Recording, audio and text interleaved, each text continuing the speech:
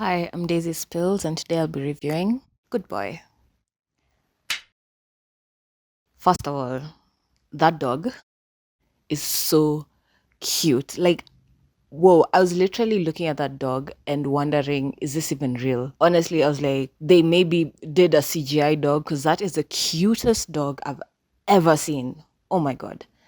Wow. In the whole movie, I honestly think the dog was the best actor. Most of the time, I was looking at the actors and I was wondering, why are they acting the way they are? They were so stiff. The line delivery was so stiff. And then I feel like they were so hyper aware of where the cameras are that they were not just being, actors. They were kind of like, oh, the camera is here. So, like, let me kind of avoid it. And I feel like that made their performance so stiff. But the dog aced it, honestly. I never thought I'd say this about any movie. Like, the dog was the best actor of the whole movie. The whole movie felt very indie. It didn't have this big Hollywood feel, and it is an indie film. It's really well done, honestly.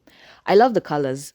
And as the film went on, I was kind of wondering if they chose those colors just because it's kind of like how the dog would see. Like I feel like dogs don't have the same vision as us. Like they don't see the same colors as us. So I feel like maybe, the director or editor or whoever was like, let's put that in. Let's make it more dog like. I honestly liked that. It definitely felt like I was watching the whole movie through the eyes of the dog, 100%. It's very suspenseful. We were learning information with the dog. I still have very many questions after the movie. Like, I wish there was more exposition, but it's like the dog has to understand what the humans are saying or even care what the humans are saying for us to get extra exposition. And I honestly feel like the story went well. I loved how they portrayed everything. I love the way they told some bits and pieces of the story.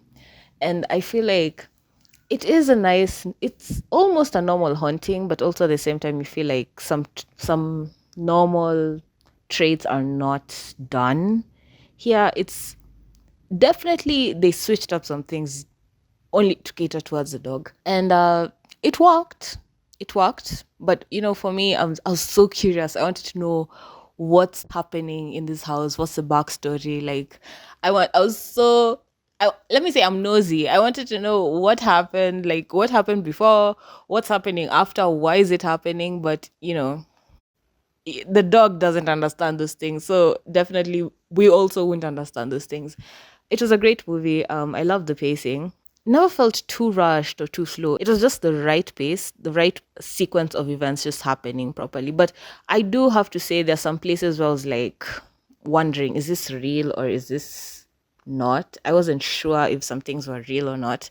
And that's my only kind of like complaint.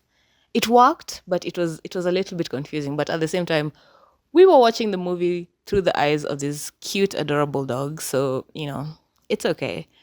I would say there was it was eerie. It was very eerie, and then like this whole sense of despair. Like you'll really want the dog to like come out on top and like save the situation, but it's a dog, and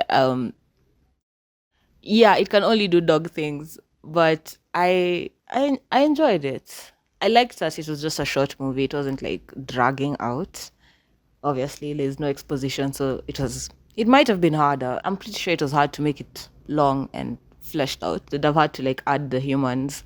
But I do kind of wish like the humans were more I kind of wish the humans were better actors. No shade, but yeah. Like the dog carried, but it kind of pulled me away from what was happening when I was hearing the humans talk. I was like, okay, is this how we actually talk? Or maybe we should assume that's how we sound to animals. Maybe that's how we sound to dogs. But it was kind of like, I kind of wish the actors were better. No shade, but yeah, that's what I wish. The dog, amazing, 10 out of 10.